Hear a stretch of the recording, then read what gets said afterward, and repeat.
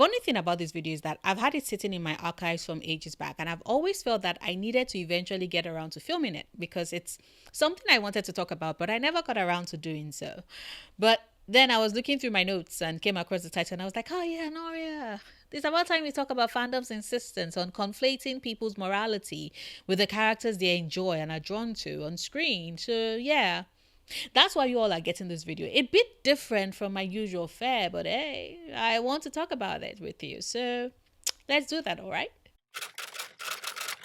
A couple of months ago, one of my favorite TikTokers, JJ, aka Lady Dragon JJ, on TikTok and Twitter, made a quoted tweet in response to someone's take about House of the Dragon on how the character of Aegon Targaryen is one of the better developed characters on the show.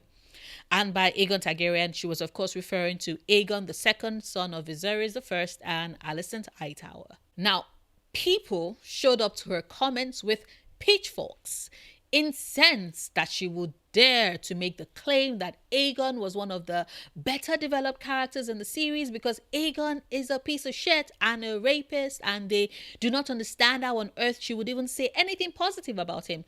Does she like Aegon II? Does she think and approve of his actions? The horror.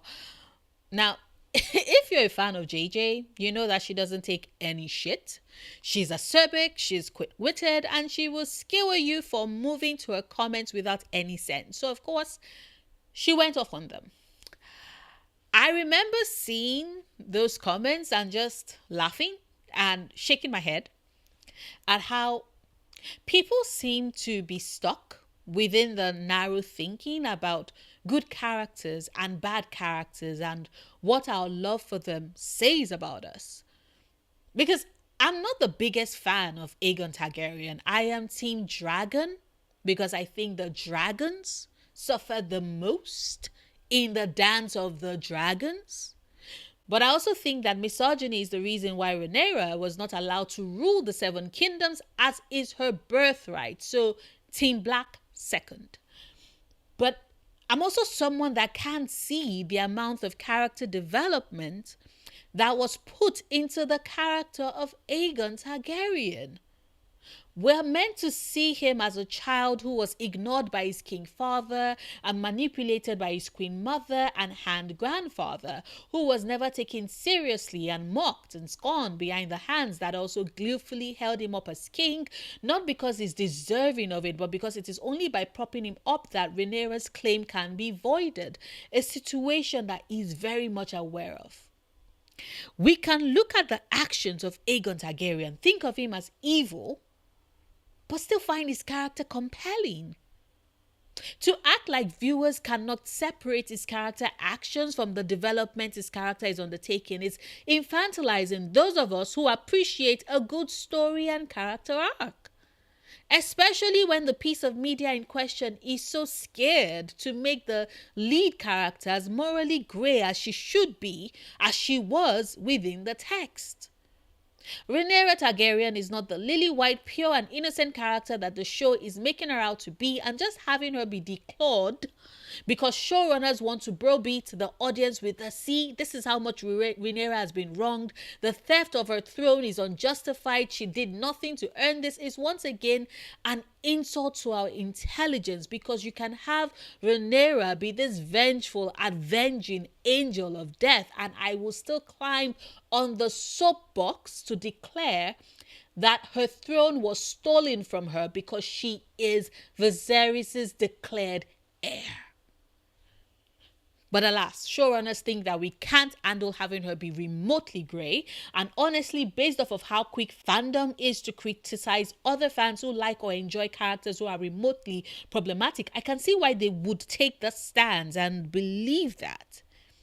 Fictional characters are fictional. They absolutely do not exist. Liking them or preferring them to the era of the movie or show or book or anime does not make fans of said character terrible people.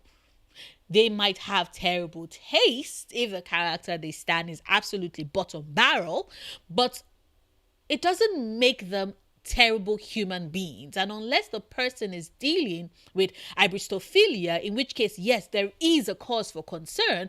But other than that, I personally don't see anything wrong with it. People like villainous, evil characters for various reasons. Sometimes it's because they resonate deeply with the philosophy being espoused, even though they might not have really thought things through with regards how there might be another character who is more heroic, who's probably said something similar, but without slaughtering others to make that point. Yes, I am referring to Killmonger and how Nakia was right. It can be, maybe it's because of their intelligence, their far-reaching eye, and their meticulous planning that has everyone and everything dancing on the palms of their hands, unaware of how they are just a cog in the larger wheel that is spinning within the winds of their plans. For example, Professor James Moriarty. It can be because of their God complexes. This fascination with characters who decide that not only do they want to be the master of their own fate, but they want to control fate itself. They want to be elevated to the realms of godhood and the freedom that that affords them. For example, Yagami Laito. There are different reasons why people like evil or villainous characters. Rebecca J. Krause and Derek D. Rucker, in a paper for Psychological Science titled Can Bad Be Good? The Attraction of a Darker Self, conceded that although even more robust research most likely needs to be carried out in order to gather more data, their findings do suggest that there is a possibility that people are attracted to villains because they notice a similarity with certain aspects of their personality.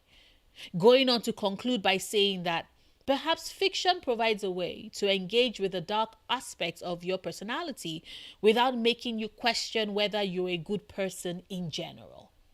And I think that that's something that is often left out in the discourse, that turns everything into a black and white stereotype of, if you like this morally ambiguous or this absolutely vile character, then you must be a terrible person. And that is simply not true. Making such broad statements ignores the fact that some of these characters are fascinating. Like, sure, a lot of them are hot. Because Hollywood has this insistence on casting gorgeous people in villainous roles. But I also think it's because a lot of these villains are written as pretty damn charismatic. And we are drawn to that confidence, to that arrogance. There's something very fascinating about watching a character who has zero qualms, who has no hang-ups, and is just willing to do whatever it takes to get the results they want without being tied by morality that makes them so entertaining and, to be quite honest, fucking hot. And yet some parts of the fandom will show up with pitchforks if someone remotely breathes that they find the character of Tate Langdon from American Horror Story fascinating. Now, he's not my cup of tea. I am more of a Fiona Good and Mary Laveau girly. What can I say? All that power, that arrogance, that viciousness. Ooh. It's something that I find absolutely delicious in a character that embodies it well. And I refuse to apologize for it. I don't see why I should, quite frankly. Lucy Liu's Oren Ishii is a character that always makes me swoon. And I was legit hoping that she was going to win the fight against the bride, because even as a child, I felt that someone that fucking cool didn't deserve to die. Not after all she sacrificed to get to that point. Fuck the police, especially dirty cops, but Denzel Washington's Alonzo Harris? Chef's kiss. The charisma, the swag, the cockiness, the ruthlessness. Ruthlessness is mercy upon ourselves. Can you all tell that Ruthlessness is my favorite epic song? Now, I've still not seen Annabelle, but the clips I've seen of the show, I know he's going to be my favorite character. Not because I'm a psychiatrist with a fondness for eating human flesh whilst messing with the mind of an FBI profiler, but because with villainous characters, you get to see what humanity is capable of when pushed. When without restrictions. I find them quite honest because there is no pretending to be something that they are not. There is no false adherence to goodness and the limit it places on them, except of course when they're being crafty and trying to hoodwink an oblivious mermaid into signing a binding contract with them. Hello, Ursula, my love. But as I was saying, I personally think that there is space and hope for both heroic characters who resist and keep their moral integrity and core, and villainous characters who are driven by their selfish desires and the purity of what they want and are willing to go to any length in order to get it. Heroes exist within the story to show us the best of humanity and what we are capable of if we only set our minds on doing the good that we are called to. Villains, on the other hand, exist within that same story to challenge the halo of goodness, to tease us with what could be if we only let loose, if we let things slide and let ourselves go and embrace the parts of us that would make others cringe, made them terrified, the parts of ourselves that we've shot so far down and buried because we are always wondering what label would be slapped on us if we just let a bit of it peek through. The rage, the pain, the insanity. There's a passivity to heroism that demands that heroes operate within the bounds and tenets of what is proper and expected. Villains, on the other hand, refuse to be contained by that. And that is something that's always fascinated me. I said earlier that I loved Oren Ishii and I absolutely didn't want her to die. The same can be said for Uma Thurman's The Bride. Because Kill Bill was the first film I ever watched when I realized that not all protagonists were heroes. In another movie, The Bride would absolutely be the antagonist or even a character whose death we are meant to root for and look forward to. But in Kill Bill, she is as vicious, as bloodthirsty, and as unforgiving as the other characters who she set out to kill after they had betrayed her. She moved with the impunity that wasn't her considering what was wrong or what was right, but what was just to her. And it was that moral compass that saw her all the way through to the film's bloody end. And for me, to realize that not all protagonists are necessarily heroes, it was a life-changing experience for me. And is the reason why Kill Bill is absolutely one of my favorite movies of all time. But it also leads me to ask the question, if that's the case then, is Uma Thurman's The Bride a villain? My answer is yes, of course. She's written that way.